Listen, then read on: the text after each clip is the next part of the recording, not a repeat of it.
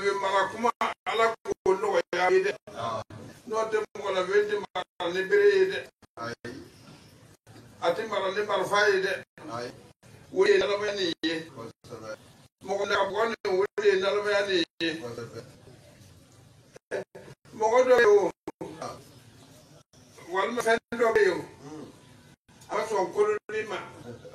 me ali bele wo ye so ko kanya mi ti kanya ko be fa ko fa ati ko ya ba fali jamu le ko koro bare wasebe fami bana ka koro wo fali jamu le ko koro bare dati abini ga profendo wo bana ai ko koro kan akitiya ka bonde jadi ni ka fara mo ko ba direm c'est jama et son kelma quoi ça va jumaluni nous y septembre cette année c'est 2020 où il y a un bobo tu l'as fait OK là c'est le 20 oui il y a un ka de yo OK là allez le va essayer jama ah ya ko no ko jama ko sebe ama ya an sigira ko ka anda ke ni vous faites mais tu me gawa ne ko couvre-feu bana abiya ba ka ko so lai na siro ma tu ma sir ta be do so ko o be ka jati sabu ni fama utra ka ba ala yera ko ala ko ya fote frona mo ta mo na me no ala mo sa mo afa ka mo yo ka so ko ya fo anyu sebele do fanga do ve ala be fanga de jadi na wala bala ka ma ka fanga de ka ala di wa alhamdulillah awa ambena suratul fajr ta ayanta aninani katajo ayam wa anifla ambena leke kajira alam de kanka hakito jati ministry min bi garbo ko kuma garbo ko na aka hakito jati no te karbo ya manda ba mo fa kama amanda bola naka min fa we ba ma ta mala do ka sin ko ko ya ka ba ta mi uri baba ya to ko ka de no ako ha ko ni ta ma ko jugu sinema ibi lo jugu ya ka kumbe ja ayapo o ka kwani mo yo ka hakili soro garabo kora o ko de alla kana la ansoro yo na ka ambu ko de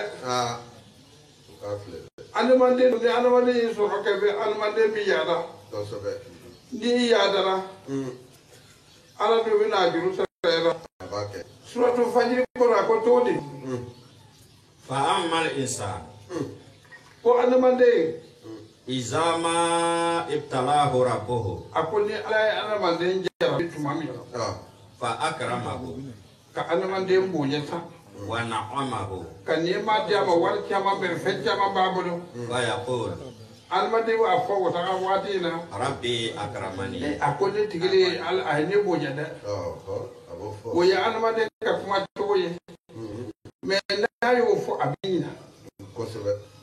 ay kuma ni bonya ne kan ka mu ke abina ko abina sa anisa ko fe ba mi ke ko mi ka ya bo fo sebe shimi ba ya bo ke balma mu mi sriuye ayere korse enfant dawna de garbuya nya fawye nabi musa nu ka fili wulu ka ta tara garbuya ke ku ka sanu belen diuma ayafo ka sanu faadi wuluma wa sebe abu bo so ko di sangar bo ma tadi ayra tawfe akoni garbu mo fawye mo fo mais anu ka fenju man ye ni men ko ta nyanga mun ta atema akoni ngo hali no bina malo te be ngo ba so adile ko ne malo ya anga wo ma greba o be ni bieke o be to ka bere do kun atema ko sore abi atibalo ba ko gouvernement ye akafo a ministre yo ko o yere korsi awuna o ko ne an kana na ko tien akoni fanda ka mo daga amai ne mo be mo ka dabla nga de mo be mo daga itu dabla kaye akoni o ti la da ndi ko we da mai we do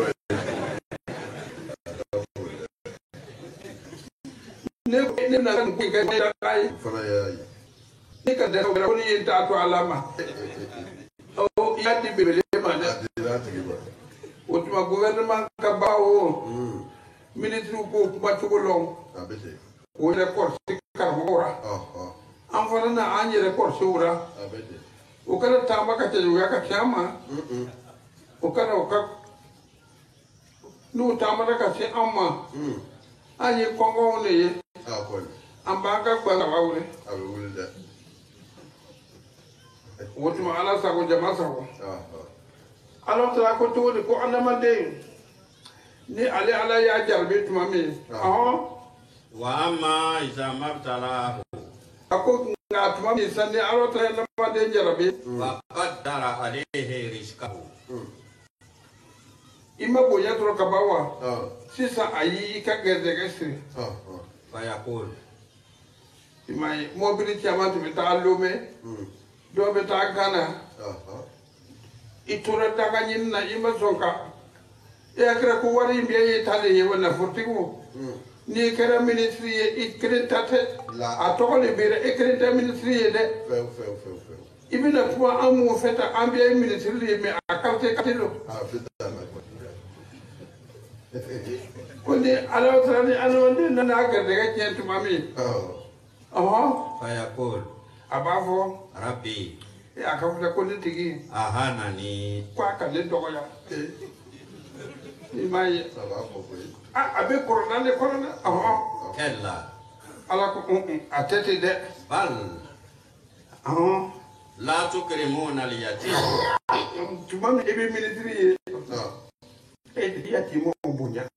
tuma mi war bi fe e yatima obunya atake yatima ko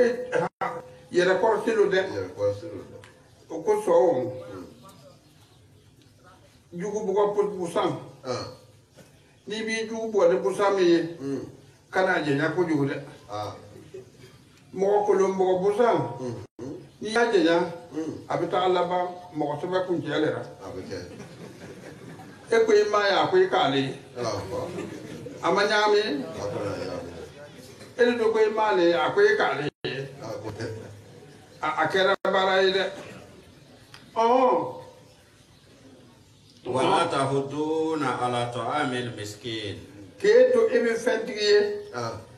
iye ministry yetu manamna inda fortiye mami etu be misikina wole kadidu kana dumune mawa imaye ministry mozo akorsida dumunu ngebo bata nale obey dumunu te bawo bata nale alugu ya abate baka bokabla garbo bita adumu dare go ubuni sukama ka dare ke amadu soro sufe ubita be kalbu kono kan munike ko yalo no watakuluna turasa aklan lamman awti bi mogo ka tiene dumu na min ka diawi na yatima min soro na yatima min soro abu abo ka furu tla ni nyo ke ka du otuma ala ke kan na furu ba ka ke idani jeru ti ba fa ma to me ko wara ba de aye kera ko de ite wara ba de oti ba fa ma ko jara de aye ta kera fa de kera fa de ni kera mo ni وتحبون المال حبا جما abin furle kanuna kanu mi kabung kanine anamania ko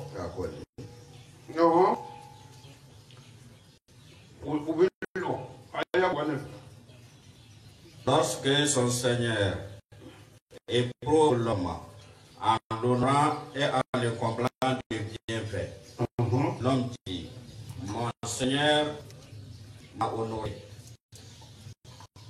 Car au contraire, Dieu l'éprouve en mesurant ses dons. L'homme dit, mon Seigneur m'a dédaigné. Non, vous n'honorez pas l'orphelin. Vous ne vous encouragez pas mutuellement à nourrir le pauvre. Vous dévorez avec avidité les héritages. Vous aimez les richesses d'un amour sans borne. Sourate L'Aube, 89e chapitre, versets 15 à 20. Ministre ni yoro inflade ni baraka daw be dara ibina ka sabu ye ka do siko ka sabu ye ka do to le banko encore ti ni ka garbu be mo do ya ta to kuma di ma ye foye ko sungu mane fle piti wolu fara ka rusara le ni ko be kuma ala be e fala jarabi est-ce que depuis où e ma tiene ke wa o to bo be to ka miri yer ta to ko le maka to ko yer korse suratul lana ami ko di ayan ke men ni mo ani sawa suratul ni bo ira ma ay ta kafle karamo ay ta kafle nimbi ngalo ne tige aya sabadi fle ministry antina trenya ko yisiri ay kala ka kuma fole dabla utike ni bi simina ibina wole ke ala betro kala seke la namu kon ala ko chukodi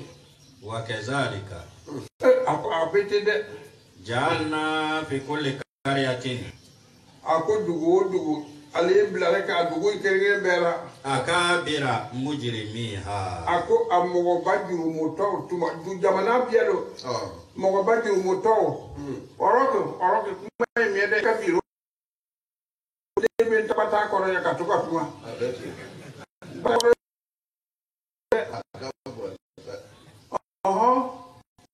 liyam kuru fiha ako dugu mogo ba ulu bi na mara ka kono ka tiene kara ka kuma jugo fo presidenta kalama ka garbu mena ko kuna presidenta kalama mere kalama imaye problema kalama o fona ni ti ka pour que na ka do wala fo o di ka do ka to ka ko amanye wa ma yamkuruna ila bi anfusihim ako na mana to ti na tiene si kara ko ba ka da o yera kunni wa ma yashuruna ko me na lo ya fo o ma so me ka fo lu ba ka da o yerle da de abe ko mi wo de pa mo de ko na do ko ale bo ka ale be bo ka ko ka ba so ko no ka tra ba yera ka mo da le no oro ti yera ko de mo ko ndo ka na ta plera kaka ema sababu ye ini ala kagere ika fanga ika kiene ke fanga ite lomi ambi de kata fo nyana tuko ini mita tika tikana kuma mbalma jeble de borra to ya mena kata ke bawle ye O kɛra bien ɲɛna de ba fɛ. A kɛra. La quantité ni de Jafar man na sama. Bɛɛ fɔra ye. Nka a ma bi. Marifa tun b'a fɛ olu tilema. Bɛɛ ye. Mɔgɔw b'a fɛ. O bɛɛ ye. Mɔgɔ minɛ mɔgɔw b'a fɛ. O bɛɛ ye. Mɔgɔ toroki mɔgɔw b'a fɛ. U bɛ toroki waw. Kosɛbɛ.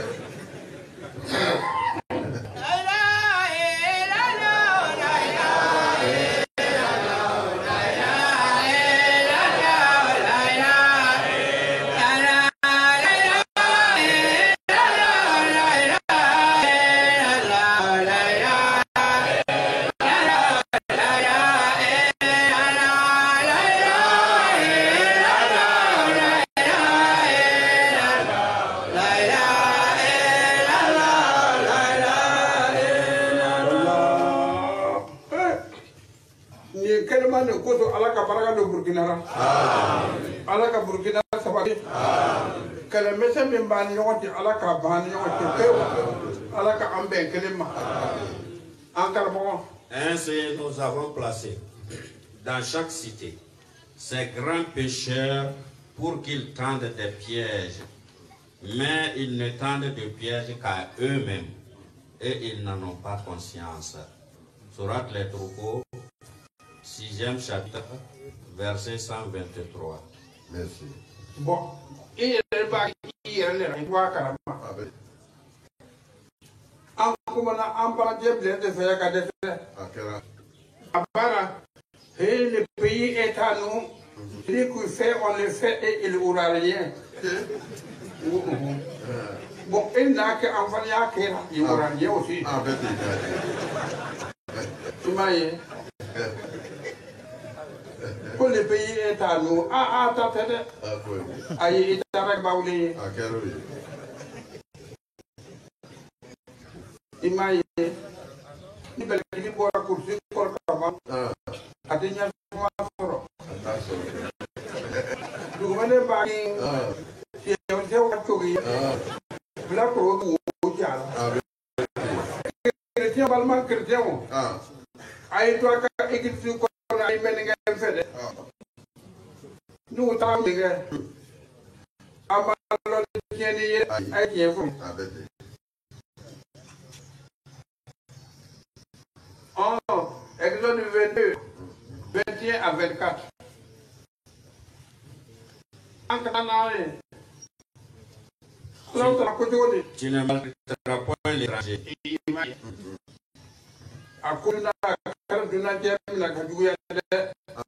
Et tu l'opprimeras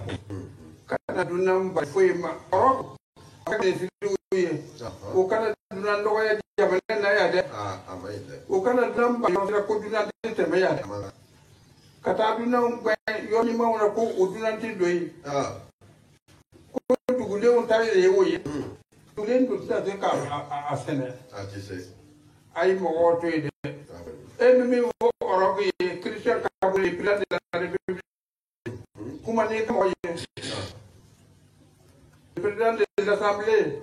Sakandé, car vous avez été étrangers dans le pays d'Égypte.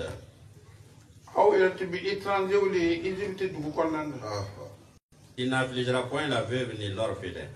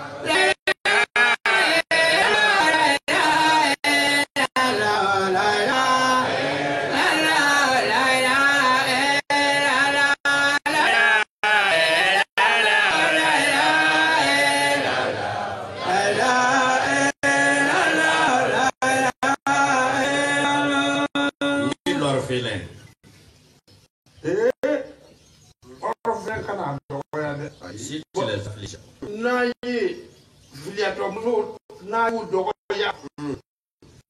Kochia, Et qu'ils viennent à moi. et dans Ani Yatima, Moutara, aller à la fête, Kassi Akaso Kono, J'entends leur cri. Aquabuka Kasakamia, Ako e ne de uma dumuni sorabi, Aquale Bukumania,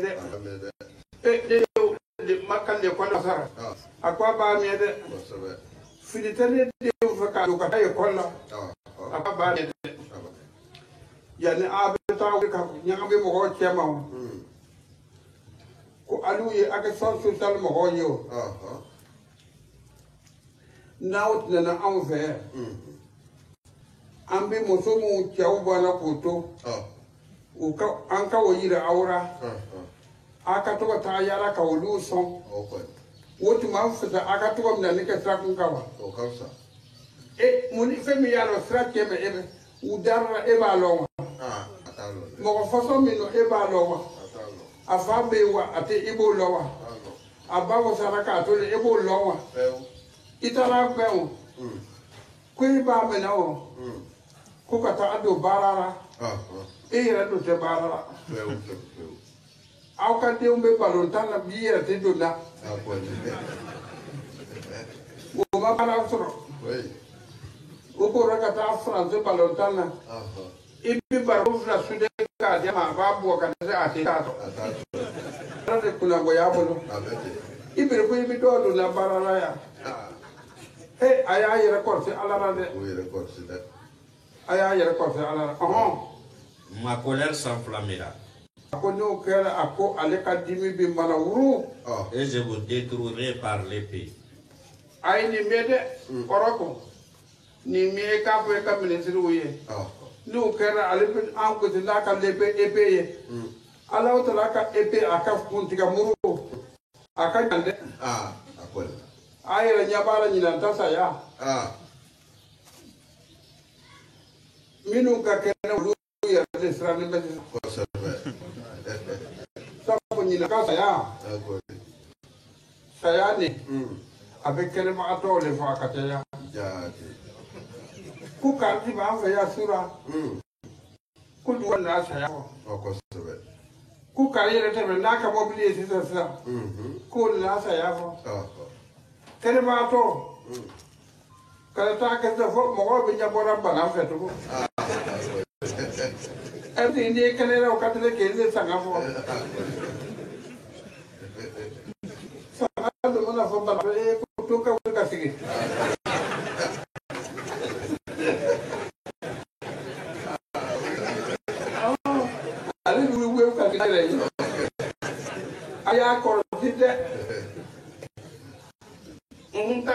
Vos femmes deviendront veuves et vos enfants orphelins.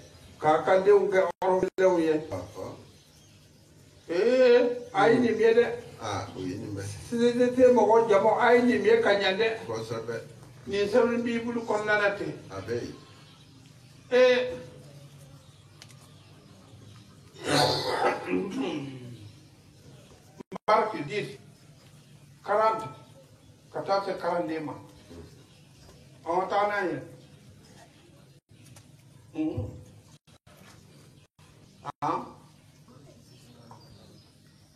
Marque 10,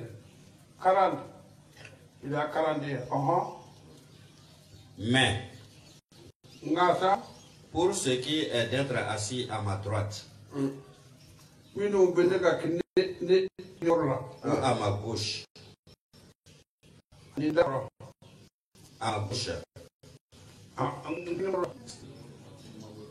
cela ne dépend pas de moi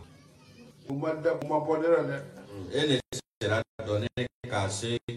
à qui cela est réservé. Matthieu 10, 40 à 42. Celui qui vous reçoit me reçoit.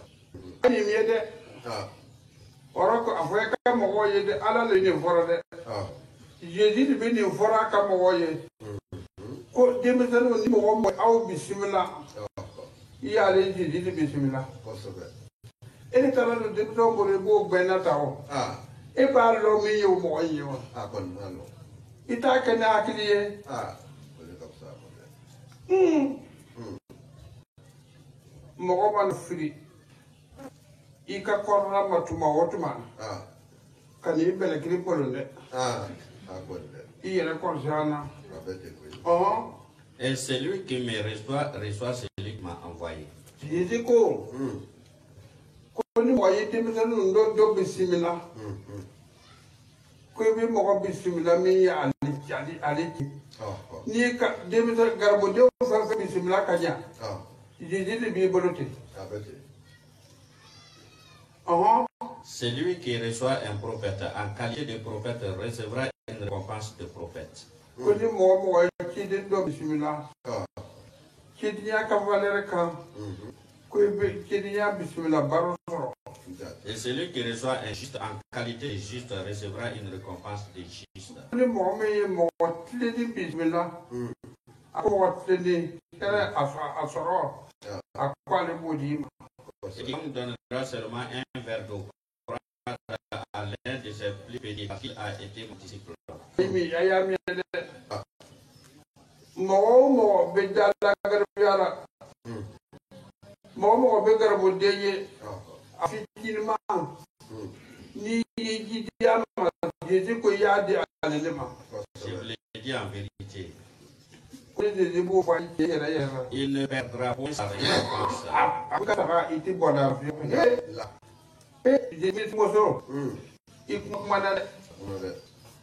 Ibuna to mo be bankaji di jeji mande wa ika ministry yani akoroside no de ibina far mo to okande kuna to mo kono to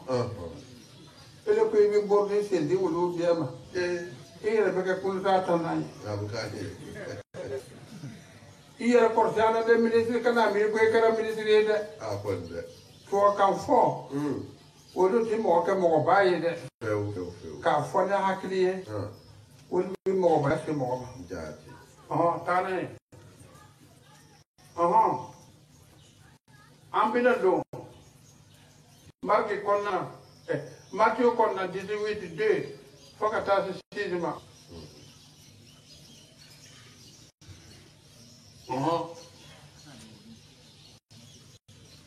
Matthieu 18:2 à 6. Jésus est un petit enfant. Le plaça au milieu d'eux et dit, je vous le dis en vérité, si vous ne vous convertissez et si vous ne devenez comme les petits enfants, vous n'entrerez pas dans le royaume des cieux. C'est pourquoi quiconque se rendra humble comme ce petit enfant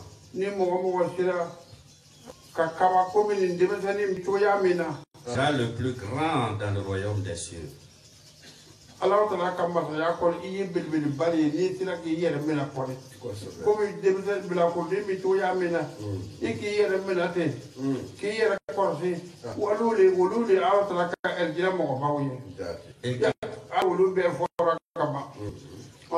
Et quiconque reçoit à mon nom un petit enfant comme celui-ci me reçoit moi-même.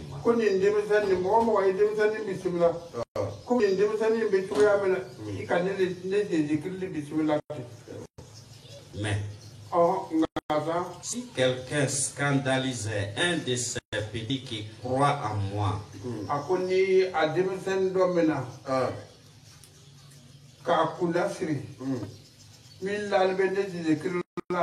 il vaudra mieux pour lui qu'on suspendit à son cou une meule de moulin. Et on le jeta au fond de la mer.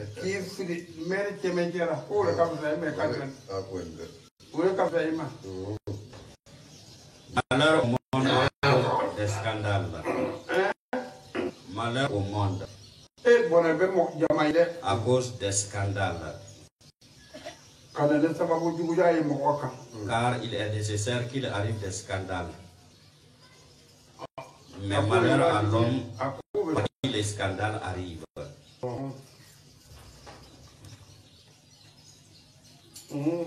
Malheur à l'homme par qui le scandale arrive.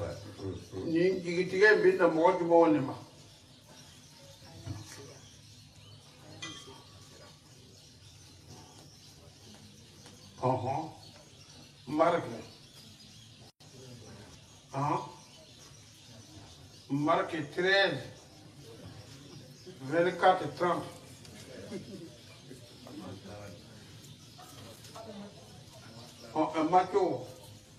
Matthieu 13, 24 à 30.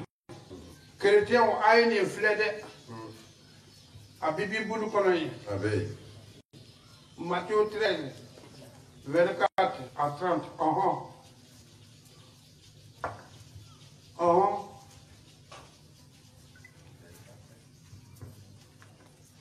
Il leur proposa une autre parabole. Et il dit,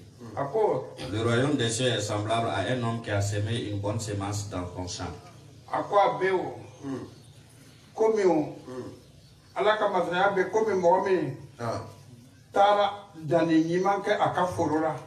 Mais pendant que les gens dorment, son ennemi vint, s'aima délivré parmi le bleu, et s'en alla. Lorsque l'herbe y poussait et donnait du fruit, livré Paris aussi, les serviteurs du maître de la maison vinrent lui dire,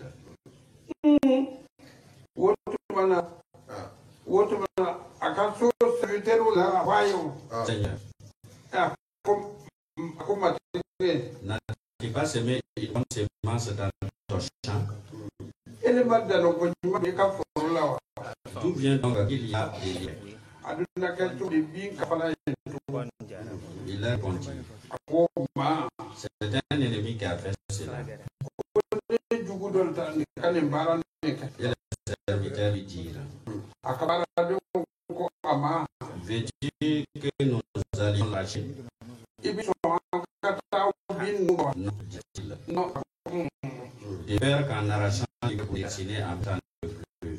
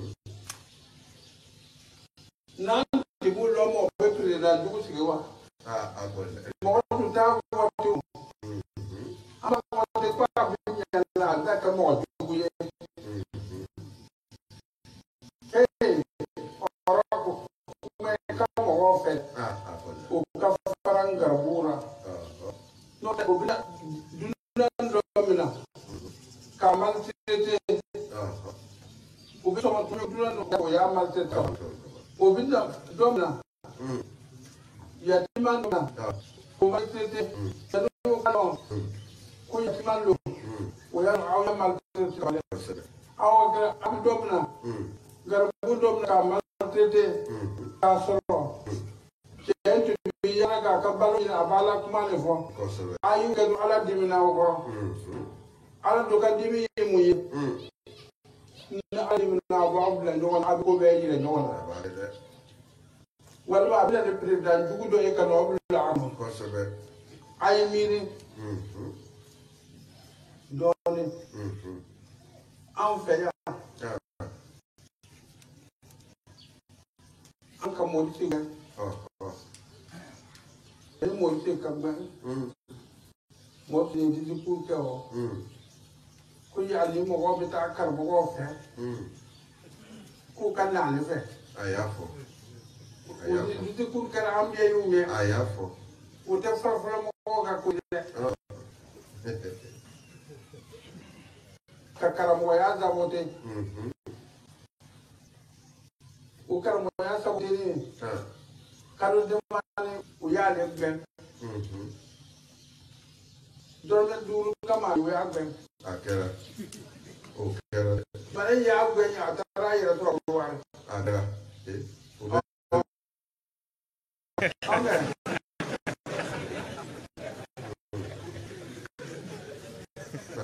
o kera am de nyana ya si de ko kana samule na samule ayu mo do fama ko pridani mata ko saram go mi bagalo ya ko ka saram ko ko tambaye ka to ko be toro ka toro ko so si de ko na le be wa okay ay mo do se to ma ay ko bara wala tara pa bi yara ko woni ko ka te ya amo ke wa okay ayu be jamba te bana wa ole no jamba te na ko to be ya pa to sa be fule ka o be ako ni ka ro duru kama o ko ati so ko sa ko ka wa mu ka ba o jonna sa sangalan na Allahu akbar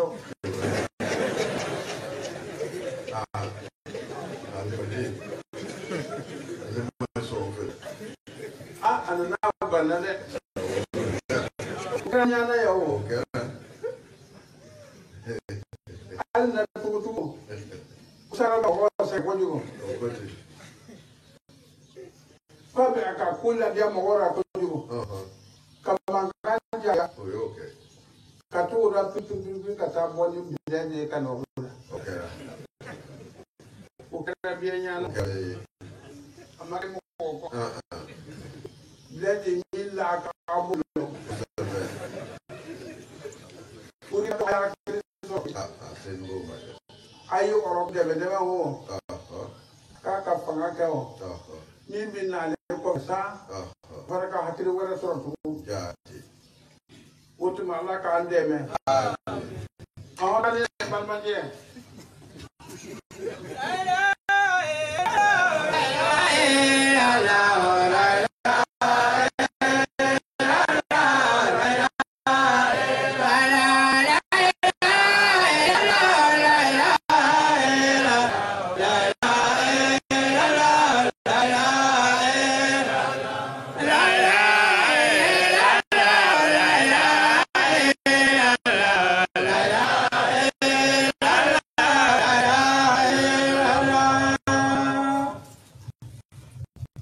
alaka andeme amen anga bitalo ya inshallah aya ya korsi na ko sulame sulame ade mi ta do ni aponya na ka woni sulame ya do ni de aka na foko kirje o te sulame wo ye de sulame wo de aka na to foro ne ko ne ga min be ka fo furu fo ka chrétien kafiri Ah. chrétien te kafiri Absolument. kafiri ye mo be ka ala kulo ka bara Kosebe. donc kafiri ya karamo le Avec les tanke ni uta fiu awa lode ju so ba ile fonte kafiri ko kafiri lo ni ma ko kafiri fitri wale ya ika ko nyalo ka yele ba ka bara ule fitri wale kafiri Kosebe. no te jotigi won jotigi corona kona na be ko mo do be wulu ko ambanga se se de fa se se ni akata ala fe jone ka andu sama ka ngere ala abe corona kona be ambe se se ni fa le ka de ko ko ni ma ka me ko ko ni be ya abanka bulo ndara ya ati bogo fani ta mana kana gujara no ta se ma utuma se ambe fa ikata afo anka chokoro ba wo kwa ka lu de unya suma ko jugulo wa kwa ka bana gbe ka bo de una ko jugulo wa se ambe fa ikata mana di anye ko jugulo wa abale ida ma yorro ko do abe manate ale te kafriyo ale ta lori kafri mi bukar mo jatile Kosebe. ani chrétien nyamo mi ka bilulo nyama mi ka korno lo nyama ka yele ka tuka tangwa fo mi ni sabe nuna kafri mi bulu yora ala saw Inshallah. c'est jama aw ya ayron abe jama na le dam ay du go ke Inshallah. kono kunna ka mo Jati. ka du go ke sakandi ana asmo le président de l'assemblée ni ka vote doye de nyaro la alle l'assemblée alle ka kilo ka assemblée korbo biya wele alle tara korbo melege no biya wele kata le biya no to wa kata woni ni akere to ni mi te ba ka fora ya bo ka me wele akere do ala ko to ni akon kan fasi alu ahli zikr kuntu na ta'ala corona kono ko mo mutu ka ala ko foro ko mamadu ka wulu nyinga do ni mo me ko ne ya nyinga de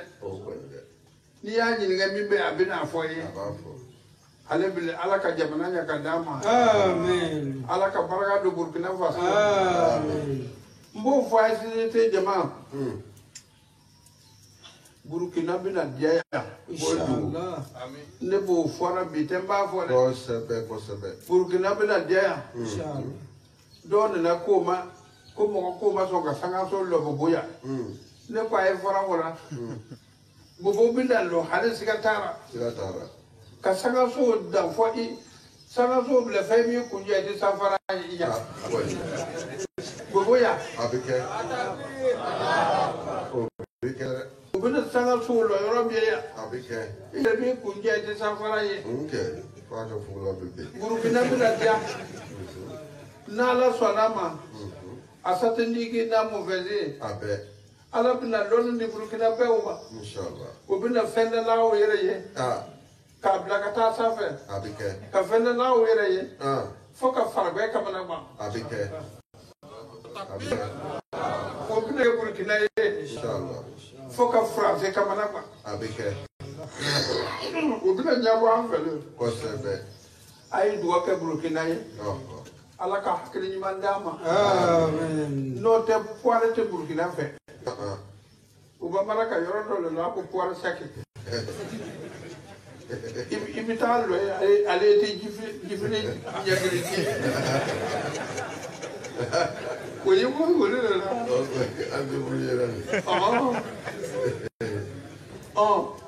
isa te tinga ta fe o te wa ni kamoto isa ni bale ba ko ne o kero ka Burkina ala be Burkina balo Inshallah. ala ko no yaani Amen. on te fait danse mais ala bila Burkina balo Burkina bila kaba ko kaya Kosebe. ala bila Burkina so herera ya Inshallah. Burkina bila herera so ya Inshallah. foka anyi na nga juma ko Avec ati mi re fal na la so na wole be ka Burkina ya rabbi ala ka o be kelema amen ay ngam ya man ni jamana ye akana ngane bi mi la kana siko eta mo ka dra ko abina wari on war mo to isa mo wodo be na mo wari ma dugo ke do akato atu yara akwai na mo wari ma dati la ko ile ka wari ama ate ele fen akwai me na ba ka tayre ko la ma asera mama ko ko to do na fe lolo ko lu fa te fitil manyine ko wa ma ko ale to ballo ko no te ka foi afa ka fini fo ko to ko be manyine ngome a to ka kinara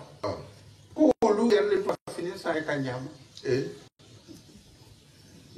akwa ka moneke ko kale to ballo rawo ko to ke fe yo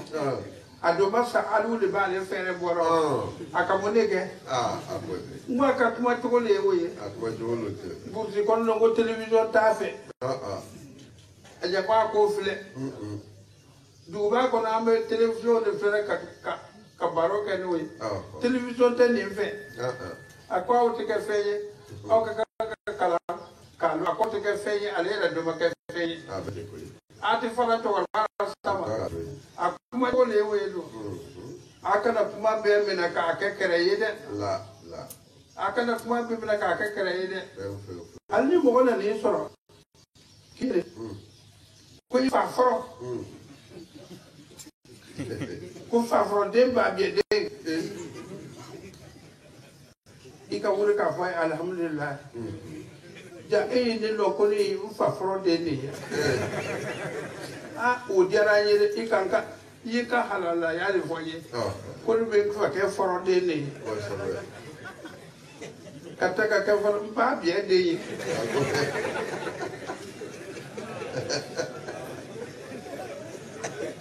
akuma lo ete de no te ni ya ni ga bonde ke la fa foro de yo ele e fa bodinga de ne yo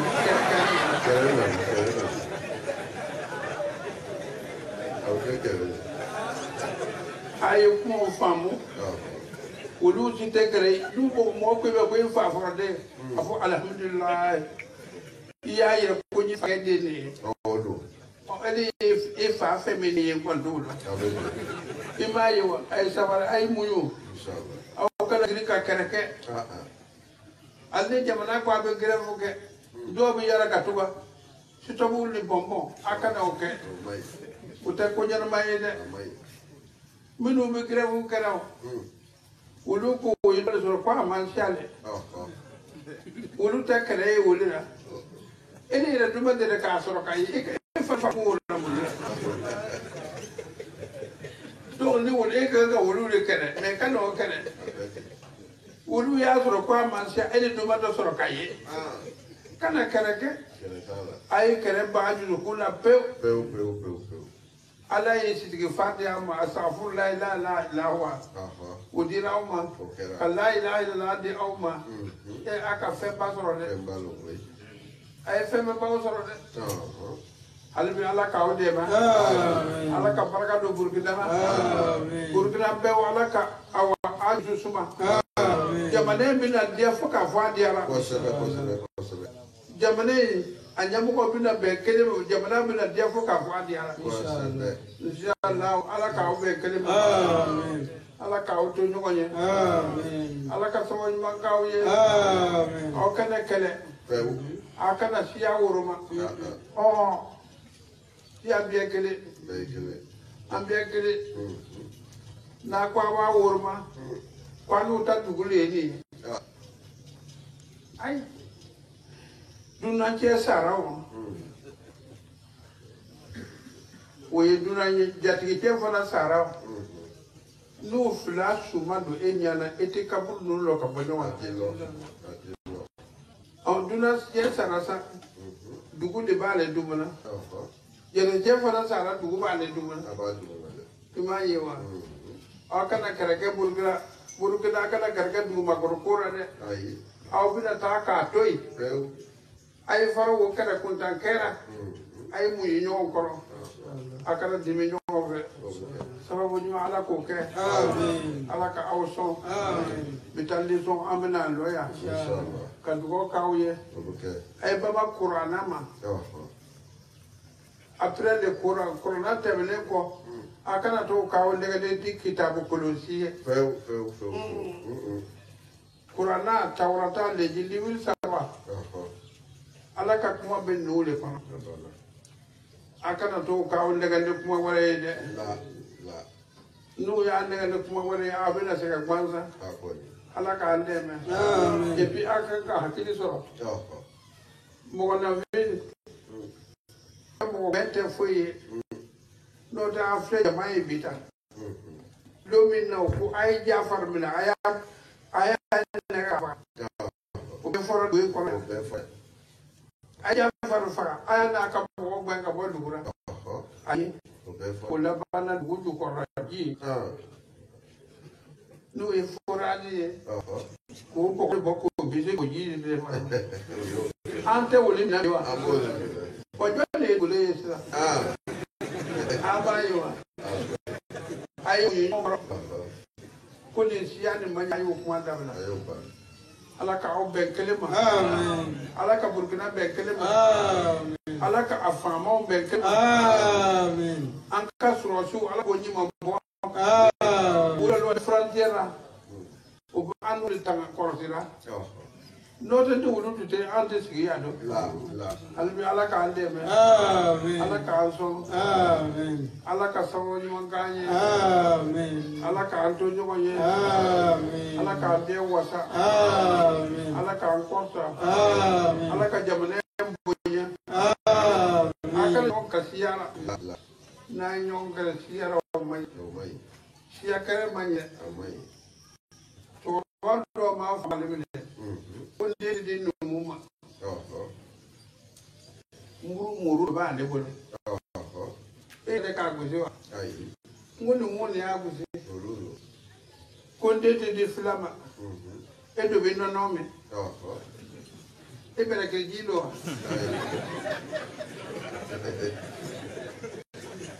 kolonbaliya kuma ninnu a ye o kuma ninnu dabila min ka min sɔrɔ tant que ni a tigi tɛ tiɲɛni ka ban n'a ko a b'i den fɛ a di a ma tant que ni so tɛ ka ban ka mɔgɔw tɔɲɔ n'a ko a b'i den fɛ n'a ni den bɛn n'a y'a dɛmɛ Burukina bɛɛ société mɔgɔw aw de kan ka nin lase danfɛnw ma ka danfɛnw sɔrɔ a y'a di a ma a y'a ka furuw kɛ a ye bɛn kelen ma ni wa yalo a ko a b'i den fɛ a ma ye e bɛna mun de fɔ n'i sigira yɔrɔ ko i bɛ wa yalo a man di den yɛrɛ cɛ min ko a b'i den fɛ e b'o de nɛnɛ a man di den yɛrɛ a di a ma ye a taara a bolo tigɛ k'a n'a kun na a bɛ kelen u bɛ n'a la u bɛ i denmuso b'a la n'a ko a fadenya a kana kɛrɛkɛ n'a bɔra kurukuru ko n cɛ de ye bolo tigɛ ka n'a kun na n'a fɔ a y'a bila ka ɲɛ an bɛ ɲɔgɔn korije ten ka to ka ɲɔgɔn korije mɛ kɛlɛ kolokɛ a kana o kɛ dɛ mɔgɔw bɛ da su kɔnɔ ɲɔgɔn fɛ o sunɔgɔtɔ bɛ ɲɔgɔn ta ni o sew ye mɛ ni dugu gbɛrɛ kɛrɛ tɛ yen dɛ i ka min mankan ye su ko ye tan su fɛ e tun ma sunɔgɔ e tun bɛ mun de kɛra ala k'an wasa sayidu a ye jija dɛ a ye diinɛ lase mɔgɔw ma aw tɛ nin yɔrɔ de ye kɔrɔ ɲɛfɔ ye danfɛnw ye ala k'aw bɛn kelen ma ala ka dimaniya di aw ma a y'aw muɲu a ye diinɛ ɲɛfɔ a kana bɔ mɔgɔ la tubaarakala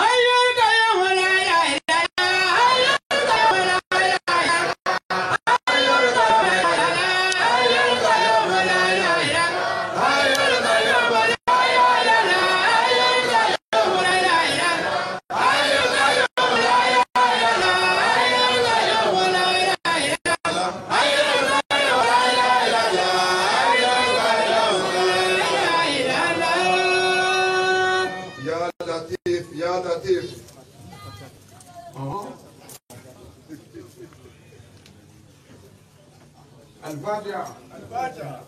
اللهم اجعلنا من كل هم فرجا ومن كل ضيق مخرجا وانصرنا على من عدو واجعله اباء منصورا akara jamana o jamana ni duwa nya fi Burkina ma haraki yefas kama sallallahu alaihi wa sallam la ilaha illallah la ilaha